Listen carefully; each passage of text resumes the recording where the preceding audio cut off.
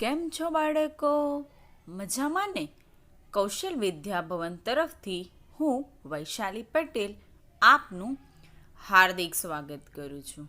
મિત્રો, આજે આપણે ધોરણ 8 વિષય વિજ્ઞાન એમાં અભ્યાસ કરીશું.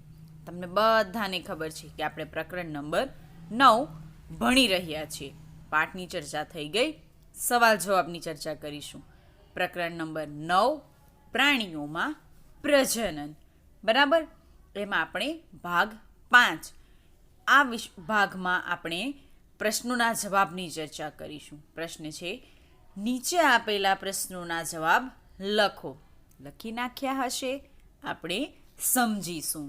ઓકે, ચાલો. એમાં પહેલો પ્રશ્ન છે કે સજીવોમાં પ્રજનનનું મહત્વ સમજાવો. પ્રજનન છે એ સજીવોમાં શા માટે જરૂરી છે? આ રીતનો પ્રશ્ન હોય તો પણ તમે જવાબ આપી શકો છો. આજ. ઓકે, ચાલો ચર્ચા કરીએ જવાબની. સજીવોમાં પ્રજનનનું મહત્વ. પોતાના જેવા જ બાળ સજીવનું નિર્માણ કરવાનું છે. એક તો જે તે જાતિના સભ્યોની સંખ્યામાં વધારો કરવા માટે પણ પ્રજનન ખૂબ જ જરૂરી છે. સજીવોમાં પેઢી દર પેઢી નિરંતરતા બનાવી રાખવાનું સુનિશ્ચિત કરે છે. એના માટે પણ પ્રજનન જરૂરી છે. અને જાતિઓનું સાતત્ય જાળવી રાખવા માટે પણ પ્રજનન ખૂબ જ જરૂરી છે. બરાબર? ચાલો મિત્રો, હવે આપણે પ્રશ્ન નંબર 2. મનુષ્યમાં સ્ત્રી શરીરના પ્રજનન અંગો સમજાવો. મનુષ્યની વાત કરીએ તો એમાં સ્ત્રી પ્રજનન અંગો આપણે શીખવાના છે. અહીંયા તમે આકૃતિમાં જોઈ શકો છો, મનુષ્યની અંદર સ્ત્રીનું પ્રજનન અંગ. ઓકે, એની અંદર અંડવાહિની, અંડપિંડ, જે બંને બાજુ એટલે કે 2 અંડપિંડ હોય છે, અને ગર્ભાશય.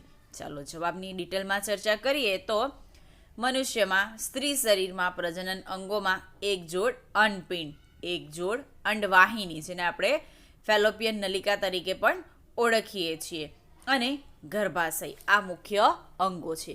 બરાબર? અંડપિંડ માદાજન્યો ઉત્પન્ન કરે છે, તેને આપણે અંડકોષ કહીએ છીએ. મનુષ્યમાં સ્ત્રીમાં પ્રતિમાસ બંને અંડપિંડમાંથી વારાફરતી એક વિકસિત અંડકોષ મુક્ત થાય છે.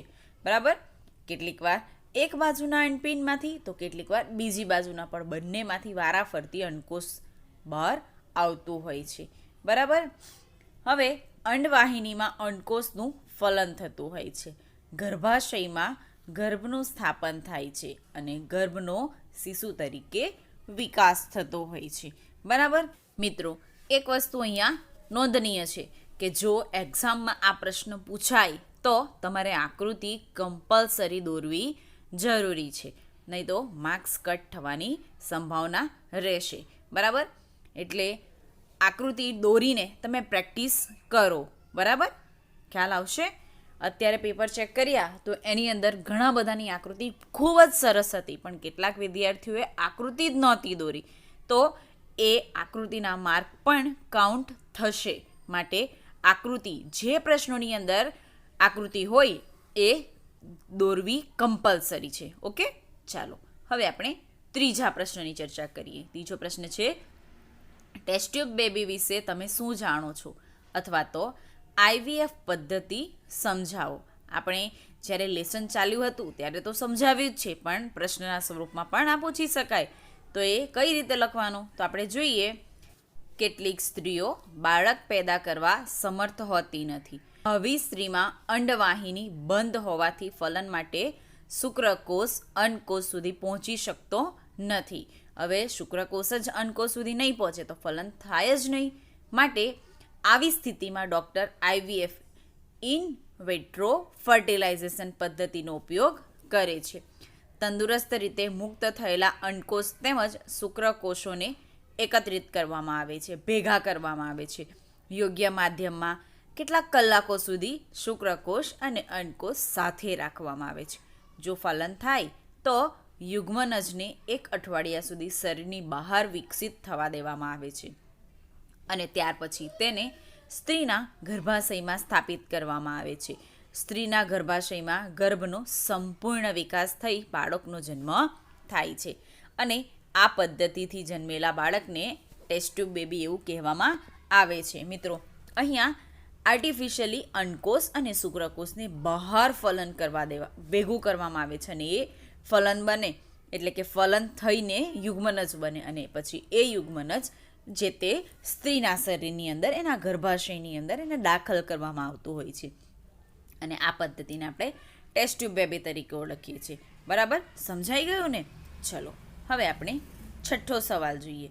છઠ્ઠો પ્રશ્ન છે, મનુષ્યમાં ભ્રૂણનો વિકાસ સમજાવો. હવે ભ્રૂણ કેવી રીતે વિકાસ પામે છે એની ચર્ચા કરવાની છે.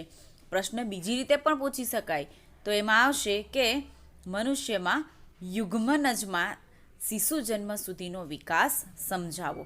બરાબર, આ પ્રશ્નની અંદર પણ આકૃતિ દોરવી કમ્પલસરી છે. ઓકે, તમે પહેલી એ આકૃતિમાં જોઈ શકો છો કે અંડપિંડ, યુગ્મનજ, સ્થાપિત ગર્ભ અને અંડપાર્ટ. ઓકે, ચાલો ચર્ચા કરીએ આગળ. તો મનુષ્યમાં સ્ત્રીની અંડવાહિનીમાં ફલન થતાં યુગ્મનજનું નિર્માણ થાય છે. શુક્રકોષ અને અંડકોષ ભેગા થઈને ફલનની પ્રક્રિયા થઈને યુગ્મનજ બનતું હોય છે અને આ યુગ્મનજનું સતત વિભાજન થઈને કોષોની ગોળાકાર રચના બનતી હોય છે. એટલે આ જે છે એ કોષો બધા ભેગા થઈને ગોળાકાર રચનામાં ફેરવાતા હોય છે, ગોળાકાર રચના બનતી હોય છે. સર્જાતા કોષો સમૂહ બનાવે છે, એટલે એક કોષનું વિભાજન થાય, 1, 2, 3 એવી રીતે કોષોનો સમૂહ બને છે અને તેનો વિકાસ થઈને પેશીઓ અને શરીરના વિવિધ અંગો વિકાસ પામતા હોય છે. આ વિકાસ પામતી સંરચનાને આપણે ગર્ભ કહીએ છીએ. શું કહેવામાં આવે? ગર્ભ. ઓકે, ગર્ભ ગર્ભાશયની દિવાલમાં સ્થાપિત થઈ વિકાસ પામ્યા કરતો હોય છે અને ગર્ભાશયમાં ગર્ભનો સતત વિકાસ થતો રહે છે, સતત કન્ટિન્યુ એનો વિકાસ થતો રહે છે અને પછી ધીમે ધીમે ધીરે ધીરે હાથ, માથું, આંખો, કાન વગેરે શારીરિક અંગો વિકસિત થઈ જાય છે. બધા જ શારીરિક અંગોની ઓળખ થઈ શકે તે ગર્ભની અવસ્થાને આપણે ભ્રૂણ કહીએ છીએ અને ભ્રૂણનો વિકાસ પૂર્ણ થઈ જાય ત્યારે સ્ત્રી નવજાત શિશુને જન્મ આપતી હોય છે. બરાબર, તમે અહીંયા આકૃતિ છે એમાં પણ જોઈ શકો છો ગોળાકાર રચના અને વિકાસ પામતો ગર્ભ ક્યાં? ગર્ભાશયની દિવાલ ઉપર સ્થાપિત થયેલો. ઓકે, અને નીચે જે આકૃતિ આપી છે એમાં પણ તમે ગર્ભાશયની અંદર આખા ભ્રૂણનો વિકાસ થયેલો ભાગ તમે જોઈ શકો છો. બરાબર મિત્રો, આ પ્રશ્ન જાણવો ખૂબ જ જરૂરી છે.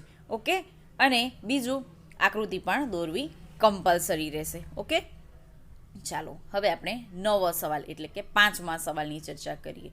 મરઘીનું બચ્ચું કઈ રીતે જન્મ લે છે તે સમજાવો. મરઘીનું બચ્ચું કેવી રીતે જન્મ લે?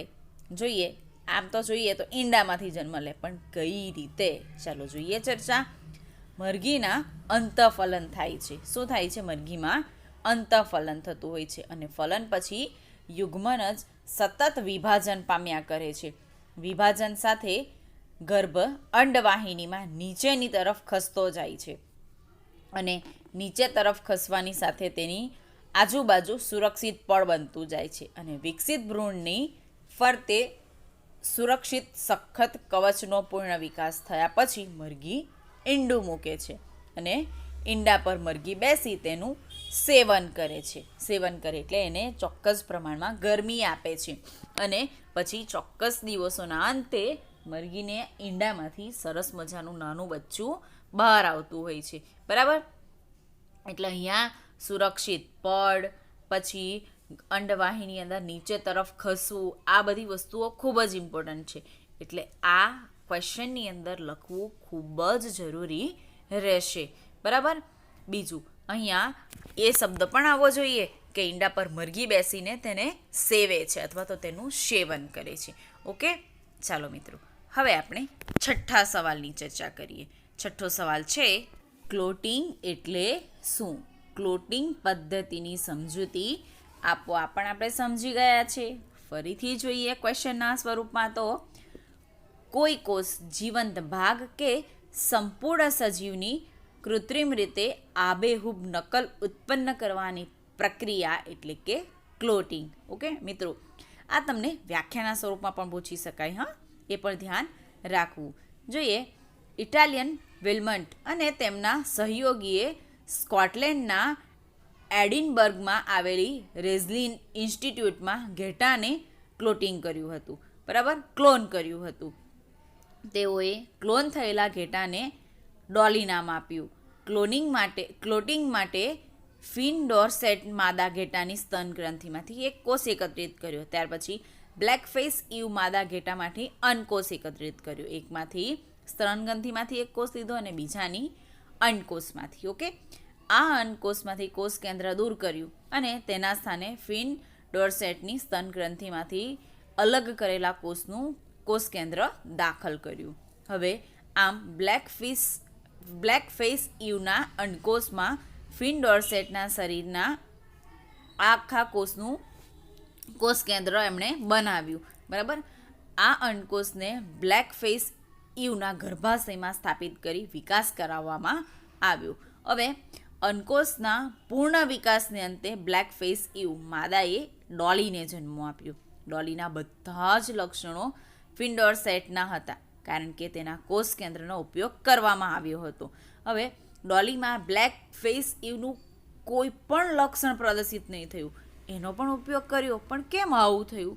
કેમ કે આમ ડોલી ડોર્સેટ ઘેટાના તંદુરસ્ત ક્લોનની હતી. હવે ડોલી ઘેટી ક્લોનિંગ દ્વારા મેળવેલું પહેલું સસ્તન હતું, જેનો જન્મ 5 જુલાઈ અને 1996માં અને મૃત્યુ 14 ફેબ્રુઆરી 2003માં થયું હતું. તમે અહીંયા આકૃતિમાં સ્પષ્ટ રીતે જોઈ શકો છો.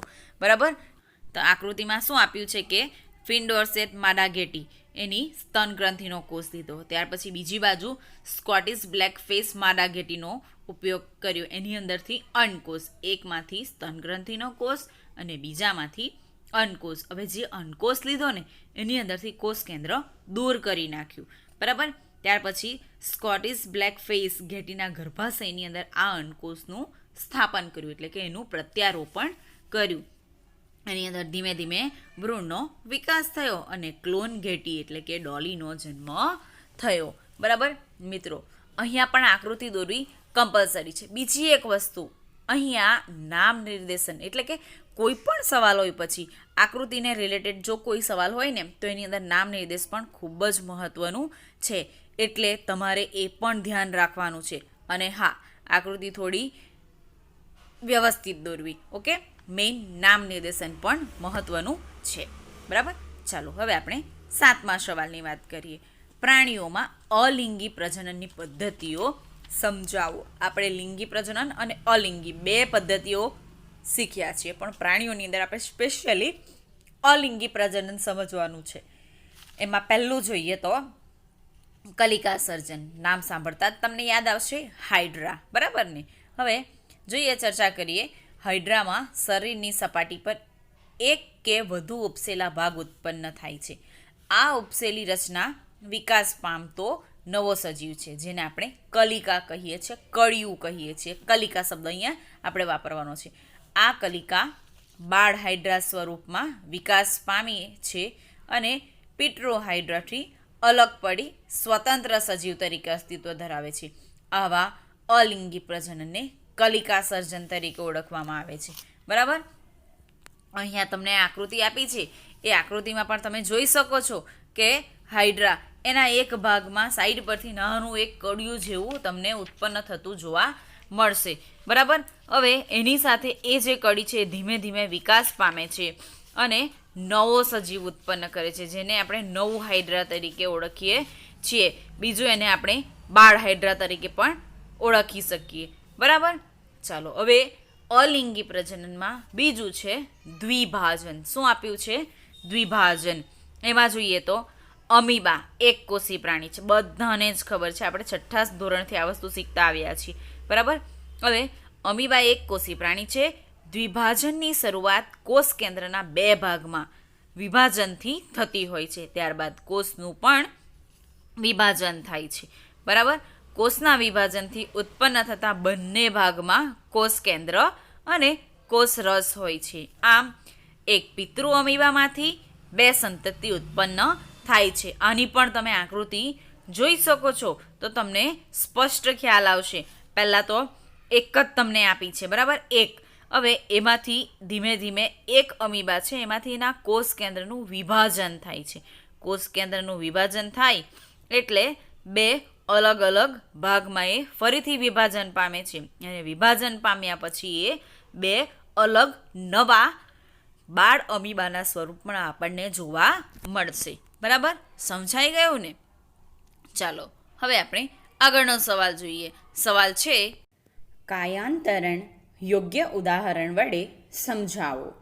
મિત્રો, કાયાંતરણ વિશે આપણે ચર્ચા કરી હતી ક્વેશ્ચનના સ્વરૂપમાં. ફરી જોઈ લઈએ તો કેટલાક વિશેષ પરિવર્તનોની સાથે ટેડપોલનું પુખ્તમાં રૂપાંતર થવાની ક્રિયાને કાયાંતરણ કહે છે. વિશિષ્ટ પ્રકારના પરિવર્તનો અને આ પરિવર્તનો સાથે આખું પુખ્ત સ્વરૂપ ધારણ કરે. કોણ? તો કે દેડકો. બરાબર, જે ટેડપોલની પરિસ્થિતિમાં હોય એ ફરીથી પુખ્ત સ્વરૂપ ધારણ કરી શકે. આ પ્રકારની જે પ્રક્રિયા છે જેને આપણે કાયાંતરણ તરીકે ઓળખીએ છીએ. મેં તમને અત્યારે જ કહ્યું કે દેડકાની અંદર આ પ્રકારની પરિસ્થિતિ જોવા મળતી હોય છે. જોઈએ એનું એક્ઝામ્પલ તો દેડકાના ઈંડામાંથી બહાર નીકળતો ટેડપોલ પુખ્ત દેડકાથી અલગ જ હોય છે. એટલે ટેડપોલનું જે સ્વરૂપ છે એ ઓરિજિનલ જે દેડકો છે એટલે કે પુખ્ત સ્વરૂપનો જે દેડકો છે એના કરતાં એકદમ જ અલગ હોય છે. પણ તે વૃદ્ધિ અને વિકાસ પામી પુખ્ત દેડકામાં ફેરવાઈ જાય છે. પુખ્ત દેડકો જમીન પર કૂદી શકે છે અને પાણી પર તરી પણ શકે છે. બરાબર, તમે અહીંયા જોઈ શકો છો આકૃતિમાં પણ કે ઈંડા. હવે આ ઈંડા ટેડપોલમાં રૂપાંતર પામે. ટેડપોલ જે વિશિષ્ટ પરિવર્તનો ધારણ કરીને એની અંત્ય ટેડપોલની સ્થિતિ ધારણ કરે અને પછી દેડકો એનું પુખ્ત સ્વરૂપ પણ ધારણ કરી લે છે. તમે ઓરિજિનલ અને પુખ્ત સ્વરૂપ બંનેનો તફાવત પણ જોઈ શકો છો. બરાબર, ચાલો હવે આપણે આગળનો સવાલ એટલે કે 9મા સવાલની ચર્ચા કરીએ. શુક્રકોષ વિશે માહિતી આપો. શુક્રકોષ વિશેના માહિતી આપણે લેવાની છે. તમે આકૃતિમાં જોઈ શકો છો કે શુક્રકોષના મુખ્ય 3 ભાગો છે: શીર્ષ, મધ્યમ ભાગ અને પૂંછડી. બરાબર, હવે શુક્રકોષ જે છે એ નર પ્રજનન કોષ છે અને શુક્રપિંડ એ લાખોની સંખ્યામાં શુક્રકોષો ઉત્પન્ન કરે છે. પરંતુ પ્રત્યેક શુક્રકોષમાં કોષના સામાન્ય ઘટકો અહીંયા આપણને જોવા મળે છે. જોજો, લાખોની સંખ્યામાં શુક્રકોષ ઉત્પન્ન થાય છે અને દરેક શુક્રકોષ જે છે એ કોષના સામાન્ય ઘટક જેવો જ હોય છે. શુક્રકોષ અત્યંત સૂક્ષ્મ ઘટક હોય છે જે આપણે નરી આંખે નથી જોઈ શકતા. પ્રત્યેક શુક્રકોષની રચનામાં શીર્ષ, મધ્ય ભાગ અને પૂંછડી હોય છે. બરાબર મિત્રો, અહીંયા તમે એક વાક્ય ઉમેરી શકો છો કે શુક્રકોષનો એક ભાગ જેને આપણે પૂંછડી તરીકે ઓળખીએ છીએ એ શુક્રકોષને આગળ વધવામાં ખૂબ જ મદદરૂપ થતો હોય છે. બરાબર, અહીંયા પણ જો ક્વેશ્ચન એક્ઝામમાં પૂછાય તો આકૃતિ દોરવી કમ્પલસરી છે. ઓકે, ચાલો હવે આપણે આગળનો સવાલ જોઈએ. આગળનો સવાલ છે, સમજાવો. અંડપ્રસ્રવી પ્રાણીઓ અને અપ્રત્યયપ્રસ્રવી પ્રાણીઓ અથવા તો બાળ જન્મ આધારે પ્રાણીઓના પ્રકાર સમજાવો. પ્રશ્ન 2માંથી કોઈ પણ એક રીતે પૂછી શકાય. બરાબર, પણ તમને ધ્યાન રહેવું જોઈએ. જવાબની ચર્ચા કરીએ તો બાળ જન્મ આધારે પ્રાણીઓના મુખ્ય 2 પ્રકાર છે. પહેલું છે અંડપ્રસ્રવી પ્રાણી અને બીજું છે અપ્રત્યયપ્રસ્રવી પ્રાણી. પહેલાં આપણે અંડપ્રસ્રવી પ્રાણીની ચર્ચા કરીએ તો જે પ્રાણીઓ ઈંડા મૂકે છે, ઈંડામાંથી ભ્રૂણનો વિકાસ પૂર્ણ થતાં ઈંડું તોડી બાળ પ્રાણી બહાર આવતું હોય છે. આવા પ્રાણીઓને અંડપ્રસ્રવી કહેવામાં આવે છે અથવા તો અંડપ્રસ્રવી છે. મિત્રો, ઈંડામાંથી બહાર નીકળે, સિમ્પલ એવું યાદ રાખવાનું, ઈંડા અને અંડ, બરાબર? એ રીતે પણ તમને યાદ રહી જશે, બહુ ખૂબ જ સરળ છે. આના એક્ઝામ્પલ જોઈએ તો મરઘીનું ઈંડું તો જોયું જ છે. ગરોળીનું પણ કેટલીક વાર તમે જોયું હશે, જો ઘરમાં સફાઈ ચાલતી હોય અને ક્યારેક ગરોળીના ઈંડા તમને જોવા મળ્યા હશે. એ સિવાય દેડકો, બરાબર? આ જે છે એ અંડપ્રસ્રવી પ્રાણીઓના ઉદાહરણ છે. ત્યાર પછી અપ્રત્યય પ્રસ્રવી પ્રાણીઓ, જે પ્રાણીઓ સીધો જ બચ્ચાને જન્મ આપે છે તેઓ અપ્રત્યય પ્રસ્રવી પ્રાણી તરીકે ઓળખાય છે. ફોર એક્ઝામ્પલ, મનુષ્ય, ગાય, ઘેટાં વગેરે વગેરે. બીજા પણ ઘણા અપ્રત્યય પ્રસ્રવી પ્રાણીઓ છે, બરાબર? મિત્રો, આના સિવાયના એક્ઝામ્પલ તમારે અહીંયા લખવા હોય ને, ઈંડા મૂકનારા અંડપ્રસ્રવીમાં અને સીધું બચ્ચું એટલે કે બાળકને જન્મ આપનારા અપ્રત્યય પ્રસ્રવી પ્રાણી, તો પણ તમે અહીંયા લખી શકો છો, બરાબર? સમજાયું ને? ચાલો, હવે આપણે આગળનો સવાલ એટલે કે 11મો સવાલ જોઈએ. 11મો સવાલ છે, મનુષ્યમાં ફલનની પ્રક્રિયા સમજાવો. ચાલો, અહીંયા આપણે ફલનની પ્રક્રિયા સમજાવવાની છે. જનરલી આપણને ખબર જ છે કે પ્રજનનના મુખ્ય 2 પ્રકાર, એક તો લિંગી પ્રજનન અને અલિંગી પ્રજનન. એ પૈકી મનુષ્યમાં લિંગી પ્રજનન થાય છે. ફલનની ક્રિયા સ્ત્રી શરીરની અંદર થાય છે, જેને આપણે અંતઃફલન તરીકે પણ ઓળખીએ છીએ. ફલનના પણ મુખ્ય 2 પ્રકાર છે, બાહ્ય ફલન અને અંતઃફલન. એમાં મનુષ્યની અંદર અંતઃફલન જોવા મળે છે. મૈથુન ક્રિયા દરમિયાન પુરુષના શુક્રકોષો સ્ત્રીના પ્રજનન માર્ગમાં મુક્ત થાય છે. આ શુક્રકોષો સ્ત્રી શરીરની અંડવાહિનીમાં અંડકોષના સંપર્કમાં આવે છે.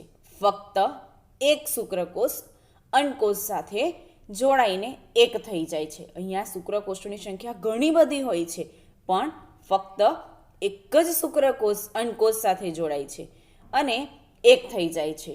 શુક્રકોષ અને અંડકોષના આ જોડાણને આપણે ફલન કહીએ છીએ.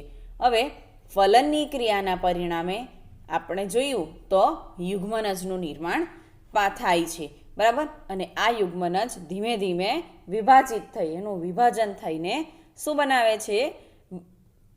આખો એક ગોળક બનાવે છે. અને આ ગોળક જે છે એ આખું ભ્રૂણમાં સ્થાપિત થાય છે અને એ ભ્રૂણ ગર્ભાશયની દિવાલ ઉપર સ્થાપિત થાય છે અને ધીમે ધીમે વિવિધ અંગો, પેશીઓ એ બધાનો વિકાસ થાય છે અને અંતે એક સરસ મનુષ્યનું બાળક, એક બાળ સ્વરૂપ એનું નિર્માણ થાય છે ને ચોક્કસ સમયના અંતરે એ ફરીથી એ પ્રજનનની પ્રક્રિયા દ્વારા બહાર આવતું હોય છે, બરાબર? ચાલો, અહીંયા આપણા સવાલ જવાબ પૂરા થાય છે, બરાબર? આ વિડીયો વારંવાર જોવાના રહેશે. નવા વિડીયોમાં નવા ચેપ્ટર સાથે ફરી મળીશું. ત્યાં સુધી ઘરે રહો, સુરક્ષિત રહો. Have a wonderful day.